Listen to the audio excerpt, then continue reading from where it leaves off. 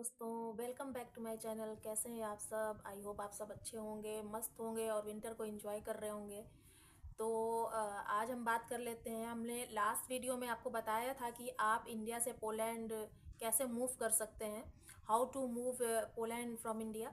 तो उसमें मुझे 3-4 कमेंट्स आए थे कि क्या टूरिस्ट वीज़ा पर टीआरसी उन्हें मिल सकता है या नहीं, और कुछ ऐसे टिप्स बताइए जैसे कि मुझे पोलैंड आना है तो हमें कौन कौन से मतलब टिप्स का ध्यान रखना होगा। तो इसी से रिलेटेड ये वीडियो है आज का मेरा, कि जब भी आप पोलैंड ट्रैवल कर रहे हैं तो आपको किन किन बातों का ध्यान रखना चाहिए। कि जैसे जब भी आप आएँ और इन टिप्स को अगर आप ध्यान रख के आएंगे तो आपको बिल्कुल भी प्रॉब्लम नहीं होने वाली है। तो आज का हमारा जो वीडियो है ये है ट्रैवल टिप्स टू पोलैंड। तो इसको, मेरी वीडियो को, ये जो है ना आज का ये पूरा वीडियो आप ध्यान से देखिएगा, ध्यान से सुनिएगा। तो अगर आप आएंगे यहाँ पर जब भी घूमने, चाहे आप शेंजन वीज़ा पर आएँ या सिर्फ पोलैंड घूमने आएँ, तो आपको कोई भी प्रॉब्लम नहीं होने वाली है, क्योंकि मैं अपना एक्सपीरियंस शेयर करती हूँ आपको। और जब आपको अगर शायद यकीन नहीं हो रहा होगा कि मैं अपना एक्सपीरियंस शेयर कर रही हूँ, तो आप मेरी पीछे वाली पहले की जो वीडियोस हैं उसमें आप देखेंगे कि यहाँ की मैंने लाइव वीडियो बनाई हुई है यहाँ पोलैंड की। तो उससे आपको यकीन हो जाएगा कि मैं यहीं पे अभी हूँ, स्टे कर रही हूँ। तो इस वजह से मैं बोल रही हूँ कि आप वीडियो को पूरा ध्यान से सुनेंगे तो आपको समझ में आ जाएगा और आपको ट्रैवल करने में कोई भी प्रॉब्लम नहीं होगी। तो सबसे पहले अब बात कर लेते हैं कि बेसिक चीज़ की बात करते हैं कि किसी भी कंट्री में आप जाएंगे तो आपको पासपोर्ट की तो ज़रूरत है ही। तो पासपोर्ट तो आपको ध्यान से रखना ही है, बाकी आपकी जो पर्सनल चीज़ें हैं उसको भी आप ध्यान से रखिए। और पोलैंड क्या है कि ये यहाँ का वेदर बहुत कूल रहता है, बहुत ठंडा रहता है यहाँ पे। तो उस वो मंथ पे डिपेंड करता है आप किस मंथ में यहाँ आ रहे हैं, तो मंथ पे डिपेंड करता है। तो उस हिसाब से आप गूगल पे भी सर्च कर सकते हैं कि आपका वहाँ का टेम्परेचर कितना है यहाँ का। तो उससे भी आप डिसाइड कर सकते हैं कि आपको क्या ले जाना चाहिए, मतलब गर्म कपड़े लेने चाहिए या नहीं। अगर समर में आ रहे हैं तो आप विंटर्स के कपड़े ना लाएं, क्योंकि जब भी आप आएंगे तो एयरपोर्ट पे क्या होगा कि अगर आपका लगेज ज़्यादा होगा तो आपको उस हिसाब से पे करना पड़ेगा, जो कि आपके कॉस्ट में ऐड हो जाएगा, आपको ज़्यादा कॉस्ट पड़ेगा। तो ये मंथ पर डिपेंड करता है कि आप किस तरह से, मतलब कौन से मंथ में आप आना चाहते हैं। तो अगर आप विंटर में आएंगे तो आपको लगेज ज़्यादा होगा, क्योंकि विंटर्स के कपड़े होंगे और यहाँ पर बहुत ज़्यादा ठंड पड़ती है। तो उस हिसाब से आपको जैकेट्स भी लेकर के आनी पड़ेंगी और फुल, मतलब आपको कवरेज लेकर के आना पड़ेगा। तो ये मंथ पे डिपेंड करता है। तो पहला हो गया मेरा पासपोर्ट, और बाकी की पर्सनल चीज़ें वो आपके ऊपर डिपेंड करती है कि आप किस मंथ में आ रहे हैं। ये हो गया हमारा दूसरा। तीसरा ये है कि आपके साथ मोबाइल रहता है हमेशा। तो पोलैंड में क्या है कि ये इंडिया की तरह यहाँ पर कहीं भी सॉकेट नहीं, मतलब सॉकेट है, मतलब यहाँ का मतलब सॉकेट सिस्टम अलग टाइप का है थोड़ा सा। तो आपको इंटरनेशनल चार्जर लेकर के आना पड़ेगा, मतलब एडेप्टर लेकर के आना पड़ेगा। इस बात का ज़रूर ध्यान रखिएगा। हम लोग भी अगर आए थे यहाँ पर तो हम लोग को भी ये सब बातें पता नहीं थी। तो मैं आपको पर्सनल एक्सपीरियंस शेयर कर रही हूँ। मैं भी ये सोचती थी कि चलो जो जैसा इंडिया में है वहाँ भी वैसा ही होगा, सब कुछ मिलता है, सब कुछ वैसा ही होगा, लेकिन ऐसा नहीं है। यहाँ ये यूरोपियन कंट्री बिल्कुल अलग है, यूके यूएस से थोड़ी सी अलग है ये, मेरे ख्याल से। क्योंकि मेरे दिमाग में ये था कि मेरे दिमाग में तो सिर्फ यूके और यूएस के बारे में पता था कि सब कुछ यहाँ जैसा है, सब कुछ मिलता है, लेकिन नहीं, यूरोपियन कंट्री मेरे हिसाब से थोड़ी सी अलग है। तो इस बात का आपको ध्यान रखना है कि आपको एक तो पासपोर्ट रखना है ध्यान से, और दूसरी चीज़ है आपको एडेप्टर रखनी है मोबाइल चार्ज करने के लिए। अब पासपोर्ट में आपको इस बात का ध्यान रखना है कि जो भी आपका पासपोर्ट पर वैलिड डेट है, तो वैलिड जो डेट है आपका पासपोर्ट पे, तो उससे आपका जो पासपोर्ट पे मैं बता रही हूँ कि जैसे आपका 3 महीने का आपका टूरिस्ट वीज़ा लगा हुआ है, तो 3 महीने और 6 महीने तक ज़्यादा आपका पासपोर्ट वैलिड रहना चाहिए, रिटर्निंग डेट तक। मीन्स अगर 3 महीने आप यहाँ टूरिस्ट वीज़ा पर ट्रेवल कर रहे हैं तो पासपोर्ट तो आपका पहले से ही बना होगा, लेकिन आपको 6 महीने तक और वैलिड होना चाहिए पासपोर्ट, जब तक आप रिटर्न नहीं हो जाते। ताकि जैसे आप इंडिया या किसी भी कंट्री में जा रहे हैं तो आपको फिर से अप्लाई करने का आपको चांस मिल सके। अगर आपको पासपोर्ट का जो डेट है, वैलिड डेट है, वो ख़त्म हो जाएगा तो आपको फिर से रिन्यू करने के लिए आपको टाइम लग जाएगा। तो इसलिए मैं कह रही हूँ कि पासपोर्ट पे जो आपका वैलिड डेट है उसके उससे 6 महीने ज़्यादा तक का आपका डेट उस पर बना रहे। तो आप ये इंश्योर कर लीजिएगा कि जो आपके पासपोर्ट पर रिटर्निंग डेट है उसके बाद भी आपका पासपोर्ट जो है 6 महीने तक वैलिड रहे, ताकि आपको नेक्स्ट अप्लाई करने में आपको कोई प्रॉब्लम ना आए। आई होप आपको ये बात समझ में आ गई होगी। अब बढ़ते हैं नेक्स्ट ऑप्शन की तरफ, जो कि है मेरा करेंसी के बारे में। तो सॉरी फ्रेंड्स, पीछे से कॉल आ रही थी, तो उसमें शायद आवाज़ आ गई है वीडियो में, तो उसके लिए मैं आपसे माफ़ी चाहती हूँ। तो बढ़ते हैं वीडियो की तरफ, आगे की तरफ, कि आपको ये बात समझ में आ गई होगी कि पासपोर्ट पर वैलिड डेट आपको जैसे जब से आपका पासपोर्ट बना है और आपके रिटर्निंग डेट से 6 महीने आगे तक का वैलिड पासपोर्ट होना चाहिए। तो चलिए अब बढ़ते हैं आगे की तरफ। दूसरा हमारा टिप्स है करेंसी के बारे में।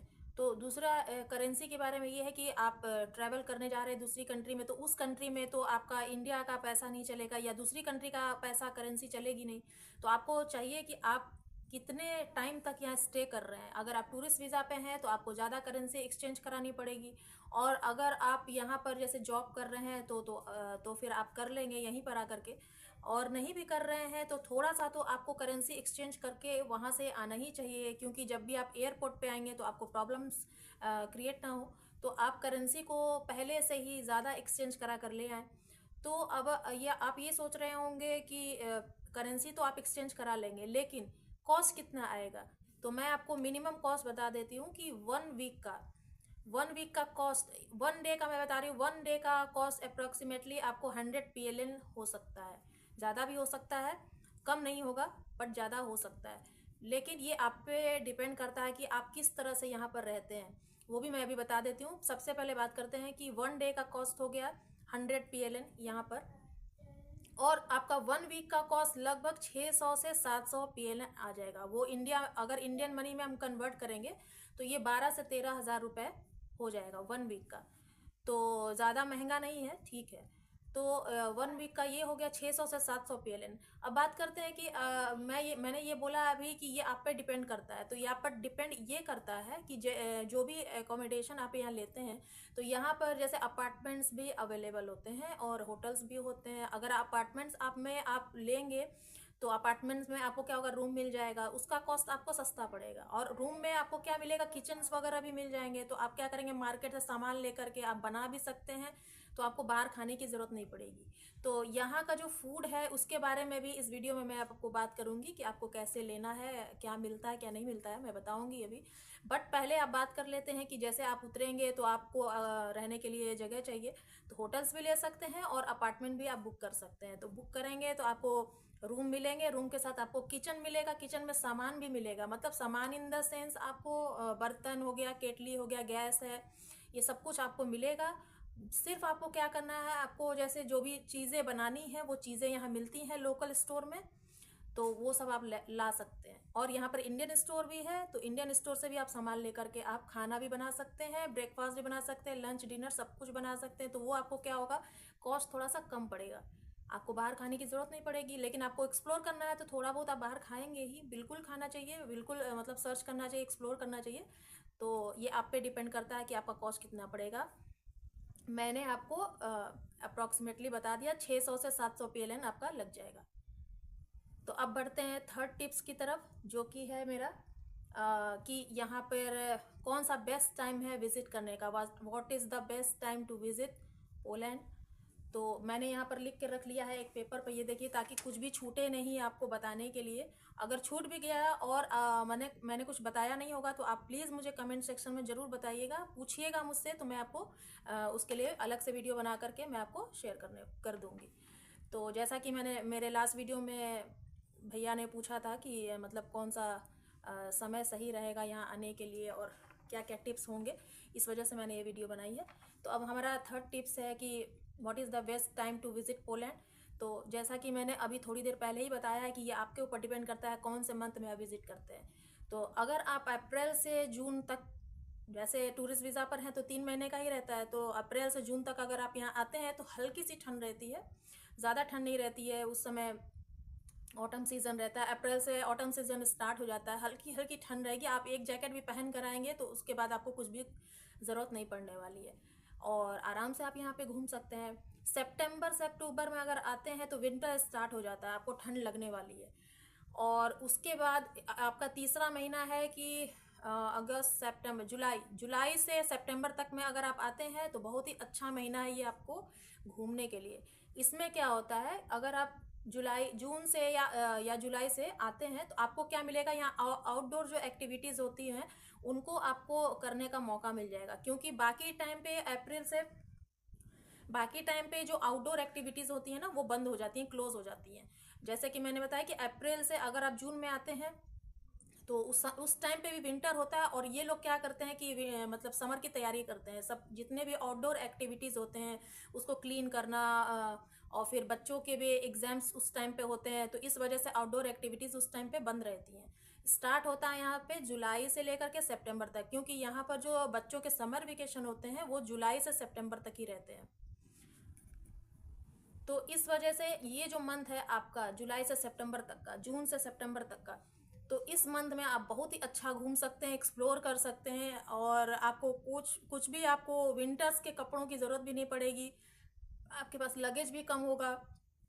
और जब भी आप इस टाइम पे घूमेंगे, और किसी भी समय जब भी आप घूमेंगे, तो एक बात का आप ध्यान रखिएगा, यहाँ पानी कहीं नहीं मिलता, क्योंकि पानी का यहाँ कॉस्ट बहुत ज़्यादा है। पानी मिलेगा आपको स्टोर्स में मिलेगा, वो आपको खरीदना पड़ेगा। जैसे हमारे इंडिया में क्या होता है कि जगह जगह पानी के नल्स जो होते हैं ना, टैप्स लगे होते हैं, यहाँ पर ऐसा कुछ भी नहीं है। आपको हर जगह अपना बॉटल्स लेकर के जाना पड़ेगा। मुझे यहाँ बहुत ज़्यादा परेशानी हुई थी जब मैं यहाँ फर्स्ट टाइम आई थी। मुझे भी यही लग रहा था कि पानी तो बाहर मिल ही जाएगा, लेकिन नहीं, बहुत ही प्रॉब्लम हुई थी मुझे फर्स्ट टाइम यहाँ पर। इसलिए मैं अपना एक्सपीरियंस आपको बता रही हूँ कि आप कहीं भी यहाँ पर निकलें तो अपनी बॉटल्स को अपने साथ में रखें, क्योंकि स्टोर्स भी हर जगह अवेलेबल नहीं है। आपको सामने से नहीं दिख जाएगा कि बाहर से, जैसे हमारे यहाँ पर रोड साइड में स्टोर्स हैं और आपको पानी गए फटाफट से मिल गया, ऐसा कुछ नहीं है यहाँ पर। यहाँ पर आपको कहीं कहीं स्टोर्स मिलेंगे जहाँ से आप पानी खरीद सकते हैं। पानी मिलेगा बाहर स्टोर्स में, लेकिन स्टोर्स भी तो दिखना चाहिए ना। तो स्टोर्स हर जगह जगह नहीं है, तो आप अपना पानी जो है खुद कैरी कीजिए, इस बात को हमेशा ध्यान रखिएगा। जैसा कि मैंने अभी बताया कि जून या जुलाई से अगस्त तक अगर आप ट्रैवल कर रहे हैं तो आउटडोर एक्टिविटीज़ आपको करने को मिल जाएगी। तो आउटडोर एक्टिविटीज़ में क्या क्या आ जाएगा, जैसे कि स्विमिंग पूल। तो यहाँ पर ज़्यादातर लोग थर्मल बाथ लेते हैं। Thermal bath means swimming pool में आप इंजॉय करना।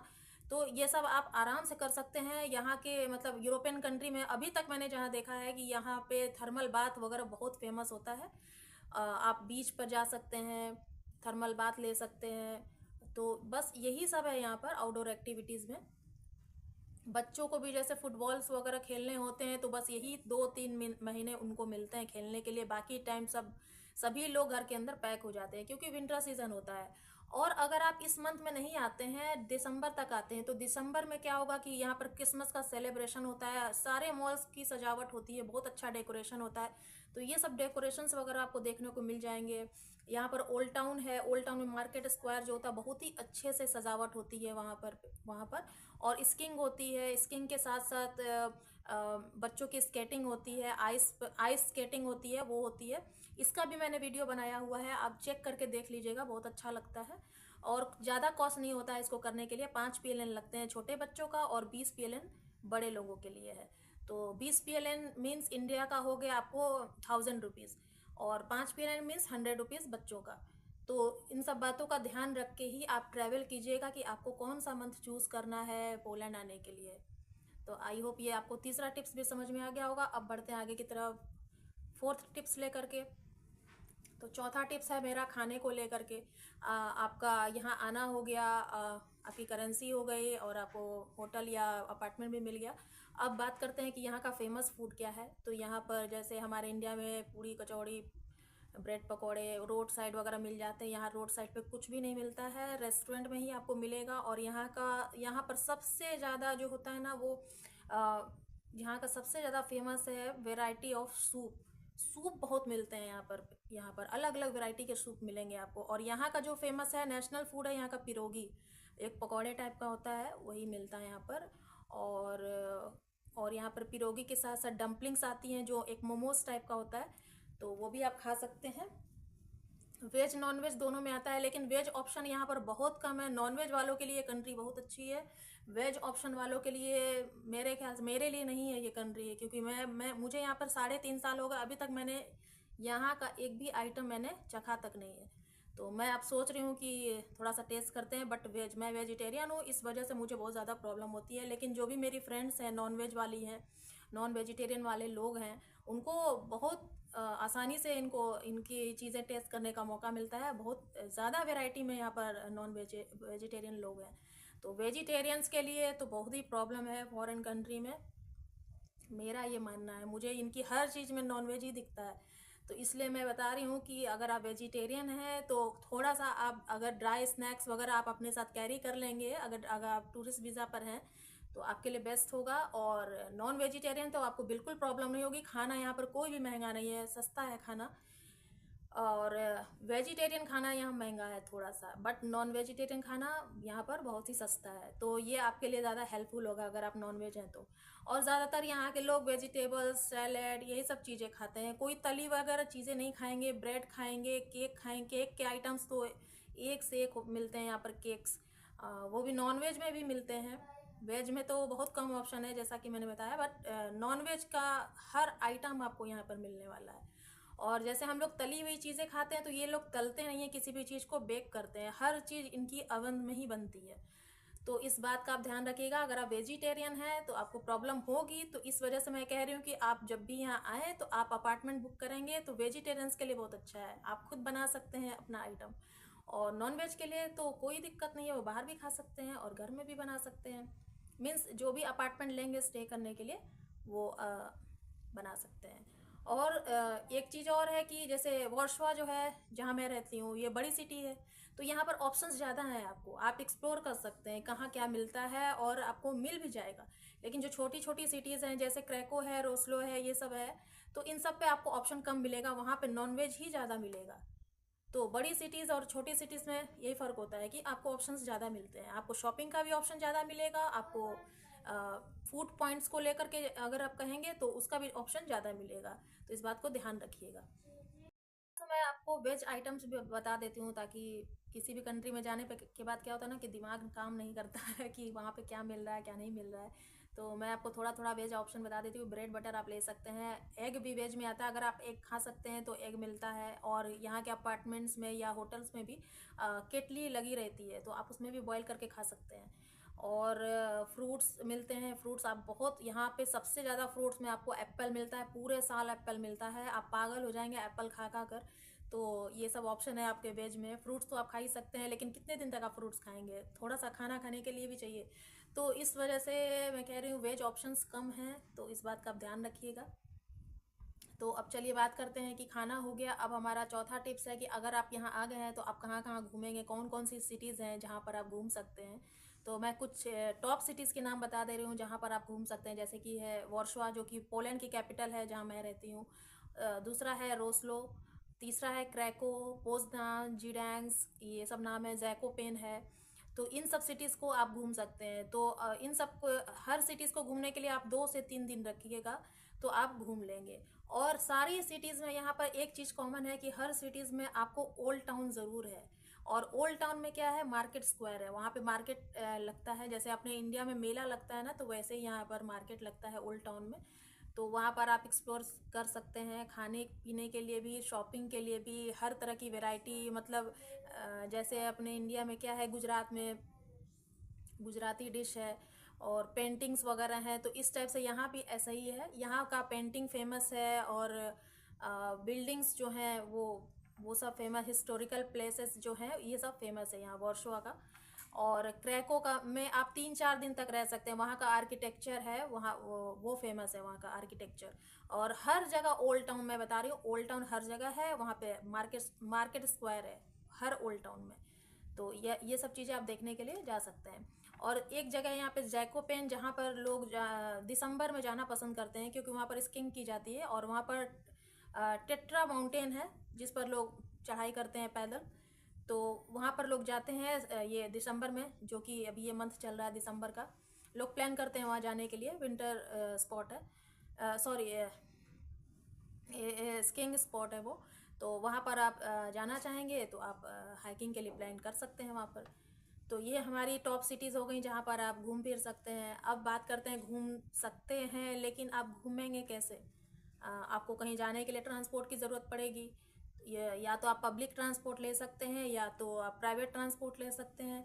लेकिन मैं आपको गाइड करूँगी कि पब्लिक ट्रांसपोर्ट यहाँ का बहुत ही ज़्यादा अच्छा है। आपको कोई भी प्रॉब्लम नहीं होगी। आपको हर जगह जाने के लिए बसेस हैं, ट्रैम है, मेट्रो है, तो आप हर जगह ईजिली जा सकते हैं। और जाने के लिए ये तो पता ही है आपको टिकट्स बनवाने पड़ते हैं, तो यहाँ पे मंथली पास पड़ता है। मंथली पास बनवा लेंगे अगर आप, तो आप कम खर्चे में भी आप घूम सकते हैं। तो जैसे कहीं आज अगर कहीं जाना है तो आप अलग से टिकट लेंगे, वो आपको कॉस्ट ज़्यादा पड़ेगा। लेकिन अगर आप एक बार पास बनवा लेंगे, या जगह जगह यहाँ पर मशीन्स भी लगी हुई हैं, आप उससे भी निकाल सकते हैं टिकट्स को। बसेस में भी लगे रहते हैं टिकट के मशीन्स, तो उससे भी आप निकाल सकते हैं। लेकिन अगर आप मंथ का बनवाएंगे, फैमिली के साथ जा रहे हैं या सिंगल भी जा रहे हैं, तो अगर आप पास बनवा लेंगे तो बहुत ही आप इजीली घूम सकते हैं। और यहाँ पर एक सिस्टम ऐसा है कि अगर आप मेट्रो में जा रहे हैं तो आपको अलग टिकट लेनी है, बस में जा रहे हैं तो अलग टिकट लेनी है, मेट्रो में जा रहे हैं अलग टिकट लेनी है। तो आपको ऐसा कुछ भी नहीं करना है। आप एक बार पास बनवा लीजिए, किसी भी ट्रांसपोर्ट में आप घूम सकते हैं। आपको कुछ भी करने की जरूरत नहीं, बस आपको पास वो दिखाना है आपको, और अपना पासपोर्ट अपने साथ कैरी कर लीजिएगा। नहीं तो उसका एक कॉपी कैरी कर सकते हैं आप। जैसे आइडेंटिटी मांगने के मांगते हैं, टीटी वगैरह यहाँ होते हैं। काफ़ी स्ट्रिक्ट रूल है, बहुत चेकिंग चलती है। तो ऐसा नहीं है कि आप ट्रांसपोर्ट में चढ़ गए और आप अपना जा रहे हैं, ऐसा नहीं है। कहीं कहीं टीटी आ जाते हैं तो चेकिंग बहुत चलती है, खास करके विंटर्स में बहुत चेकिंग होती है। तो आपको पासपोर्ट की एक कॉपी कैरी करनी है और आपको टिकट पास कैरी करना है। तो इससे आप क्या होगा ना, आपको ये घूमना बहुत ईजी हो जाएगा। जितना घूमना है उतना घूमिए, बस आपको पास बनवाना है। ये ट्रांसपोर्ट की बात जो मैं बता रही हूँ, ये मैं वर्षों की बता रही हूँ। अगर आपको जैसे आप शेंजन वीज़ा पर हैं, आप सारी सिटीज़ कवर करेंगे, यूरोपियन कंट्रीज़ कवर करेंगे, तो कंट्रीज़ का तो अलग है, लेकिन सिटीज़ को अगर आपको कवर करना है तो बाय बस बाय ट्रेन आप जा सकते हैं। तो अगर बस से आप जाएंगे तो कोई प्रॉब्लम नहीं है, आपके पास टिकट्स ऑलरेडी हैं। और अगर लेना होगा, इसका आइडिया नहीं है मुझे कि जाने के लिए अलग से साइड टिकट लेनी पड़ती है दूसरी सिटीज़ में। जैसे कि इंडिया में जैसे आप दिल्ली ले लीजिए, दिल्ली से आपको पंजाब जाना है तो टिकट लगती है, सेम वैसे ही है यहाँ पर। वॉर्सोवा से आपको, वॉर्सोवा कैपिटल है तो उससे छोटी सिटी है यहाँ पर रोस्लो या क्रैको, तो आपको शायद टिकट लगेगी। तो टिकट लेकर के आप बाय बस भी जा सकते हैं, ट्रेन से भी जा सकते हैं आप।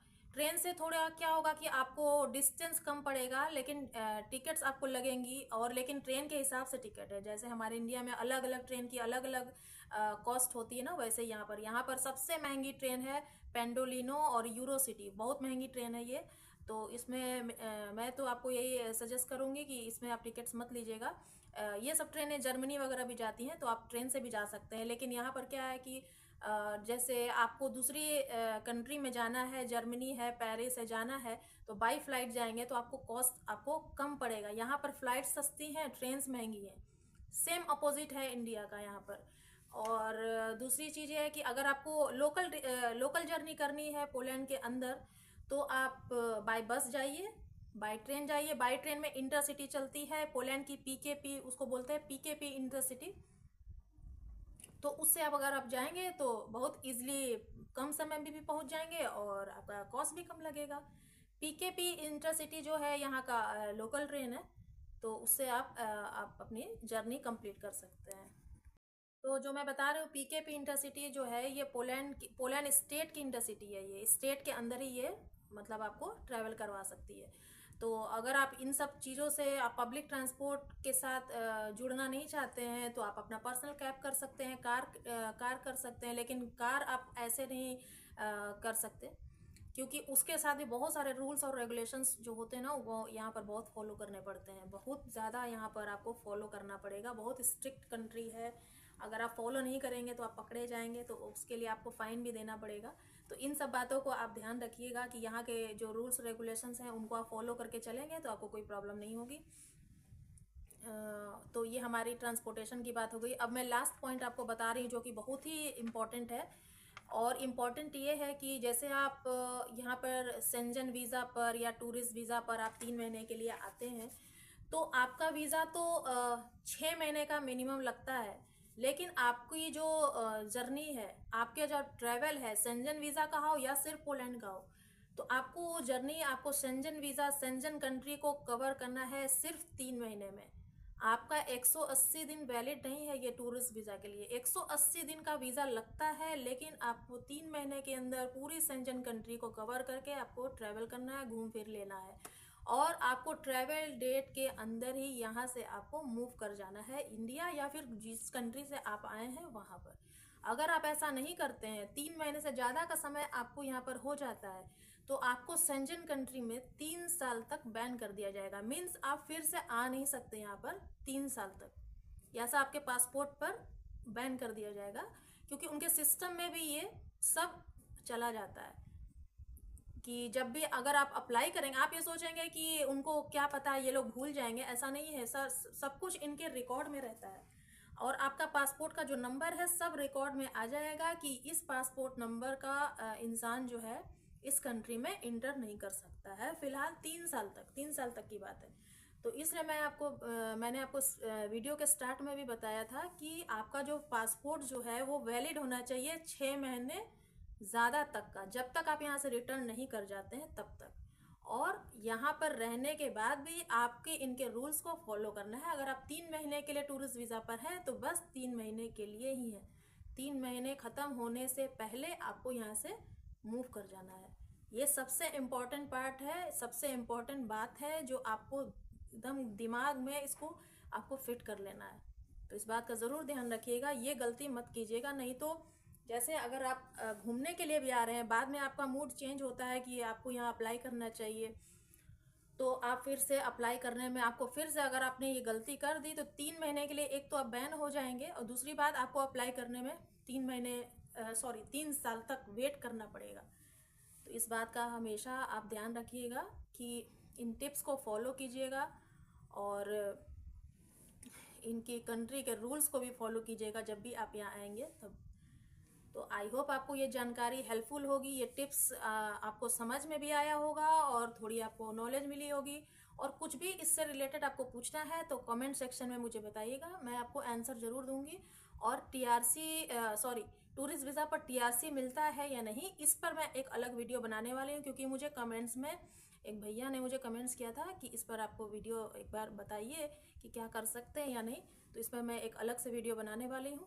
तो चलिए मिलेंगे नेक्स्ट वीडियो में कुछ नई नई जानकारी के साथ, नए नए टिप्स के साथ। तो मुझे कमेंट सेक्शन में बताइए वीडियो कैसी लगी, और कुछ आपको जानना है तो भी आप कमेंट कर सकते हैं। तो मिलते हैं नेक्स्ट वीडियो में, तब तक के लिए बाय बाय।